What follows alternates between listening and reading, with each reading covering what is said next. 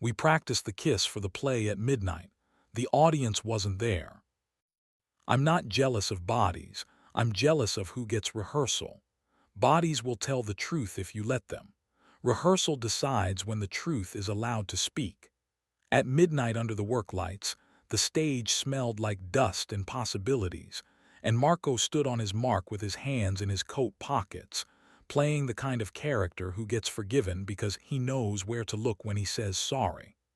Raphael leaned against the ghost light, watching.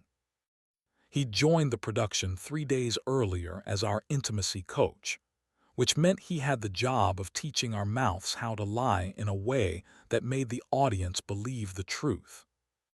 Again, Raphael said, and his voice found me with the precision of a metronome. Eyes first, then breath, then contact. If the kiss is the first thing you give, you're saving yourself too much. We had a joke about our show, that it was 4 acts of bad decisions wrapped in better lighting. The director called it a love story with casualties. I called it the most expensive excuse I'd ever heard of to practice wanting what I already had.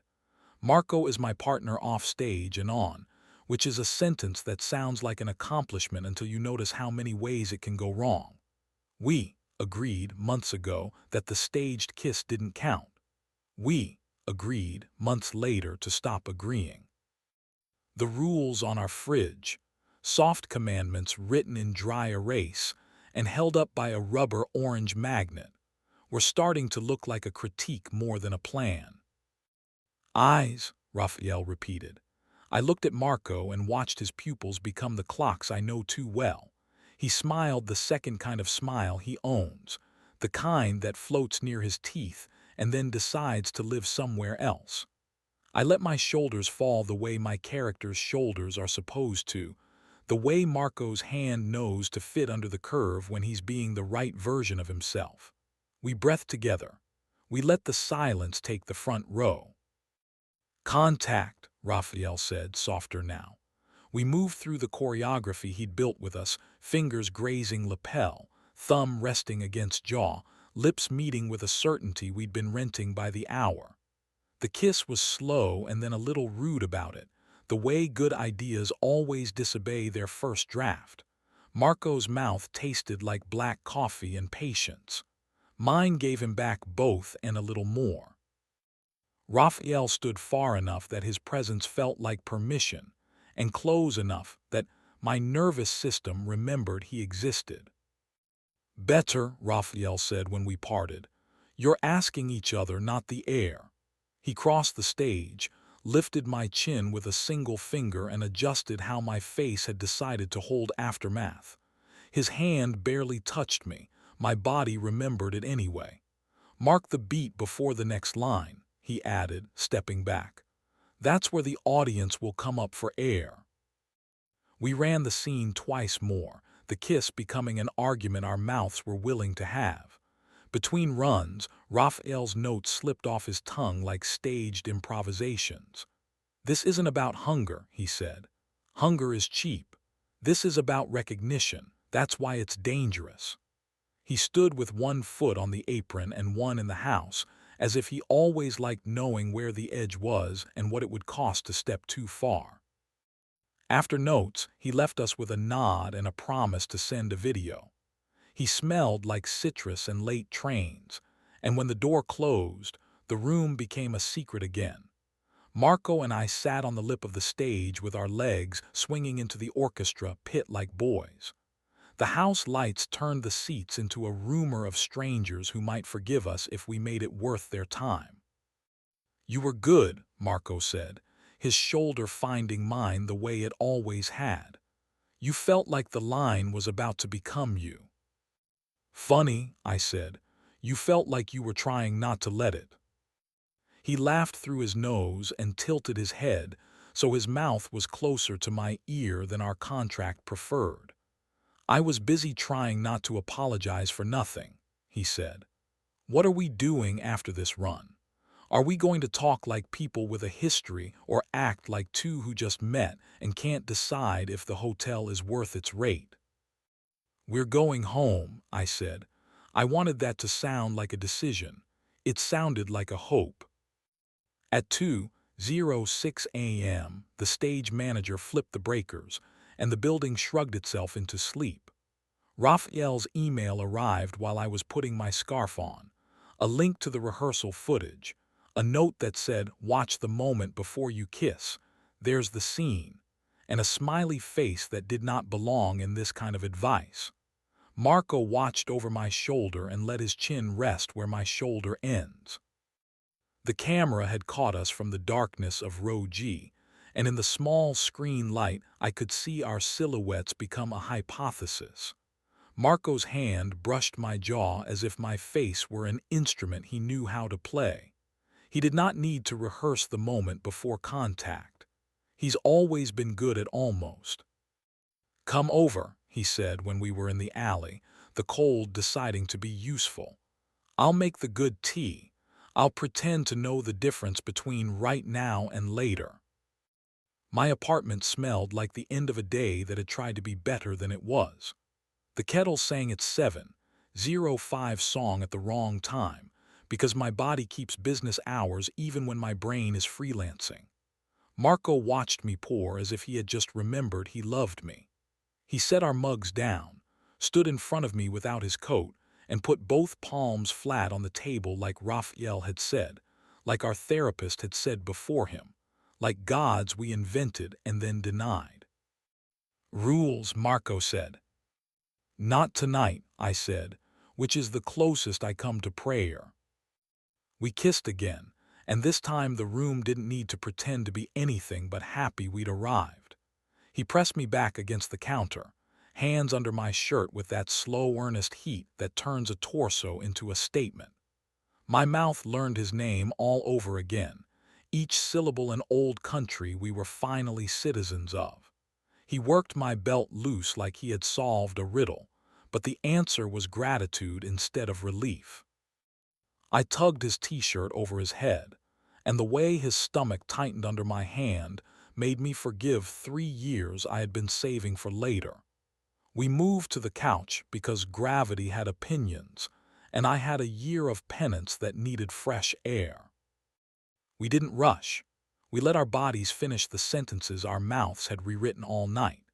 There's a way to press a man into the cushion so he becomes the room, and then the better version of a bed. There's a way to pull a man toward you by the small of his back so his breath becomes a promise. There's a way to learn a shoulder with your mouth that makes the rest of the world agree to be background. We found those ways, then found a few more that felt like cheating on our old selves with the ones in the frame. It wasn't exhibitionist, but the world left us enough light to admire. He whispered something rude and perfect into my neck, and the room forgave both of us for being as simple as we are when we stop auditioning for being complicated. After, the apartment performed the quiet that follows an argument that ended well. Marco lay with his head on my chest, which has always been the place where he remembers not to ask for permission to sleep. I combed his hair back with my fingers and memorized the silence so I could pretend later that it had always been this easy. In the dark, he said, "Are we going to talk about Raphael?" "It's only fair," I said. I could feel his smile against my skin. "You first." "His notes are clean," Marco said. "His hands are careful. He's good at showing us the parts of us that the audience paid to see. That's the job, right?" "That's the job," I said, and I said it like a rehearsal I was tired of doing. "Do you want to be with him?" "No," he said, "because he isn't cruel. I want to be someone who can stand in the light with you without thinking someone else deserves the better direction." "Then we go home," I said, even though we were already there. The next night, the audience came for us with their breathing and their need. We gave them a show. We put the kiss where it belonged, and we let the moment before it become the reason. Raphael watched from the back with his arms crossed and his notes glowing on his phone like the quietest brand of power. When the curtain dropped, the sound that rose felt like absolution. Marco took my hand for the bow and squeezed. One of those ancient signals broken men have used for centuries to say, I am choosing you even when it looks like I'm not. After the fourth performance, Raphael suggested drinks to unwind the nerves that insisted on winding at the wrong time. We said yes because practice matters and because blame is boring. At a small table in a warmer corner than we had any right to, he asked what it was like to love someone who shares your job title and your toothbrush. I said, like stealing from yourself with better manners, and Marco snorted into his glass. We could have made it messy, Raphael said, and his mouth shaped the word like it had a backstory. You didn't. You coached us, Marco said. I protected the show, Raphael said. You protected the part of you that wasn't for sale. On the seventh night, the laugh returned. Not the bathroom one. I refused to open hidden, refused to let my thumb do teenage things. No, the laugh that found us happened on stage inside the kiss on purpose. The audience took it and turned it into oxygen. The sound went through my mouth into his, and the kiss grew teeth and consequence and somehow mercy. The applause afterward surprised me. I hate surprise. I loved this. Back home, the kettle did its 7:05 audition at a respectable hour. Marco filmed the coffee rising because he thinks ritual is the only religion left that never excommunicates you. He wrote here in the caption because he knows words like addresses. He handed me the mug and looked at the fridge like it owed him rent. We didn't add a rule. We didn't erase one. We lived underneath them like tenants who intend to pay on time and hope the landlord never asks for proof. If another night offers us an angle that wants to pick a fight, an elevator mirror that multiplies our faces until we forget which ones we believe, a bar light that blesses what it seduces, a stage that begs to be an alibi, I hope I remember the handful of humiliating, useful acts that kept us almost honest. Put water on. Move the chair. Ask why before who. Find the moment before contact and let it become the scene. Then wait for the key in the lock like it's the first note in a song you're finally brave enough to sing. I don't know if we got away with anything. I know that when Marco kisses me now, my mouth stops pretending it needs permission to remember. I know Raphael will stand in the back and watch and write eyes, breath, contact, in a notebook that thinks it invented us. I know the audience will forgive us as long as we keep choosing the truth in a room full of convincing lies. And I know, in a life where frames insist there's a right edge to every picture, that if I press and hold the moment before our mouths find each other, the sound I'll hear is the one that keeps saving me, his breath and mine, agreeing to be the address.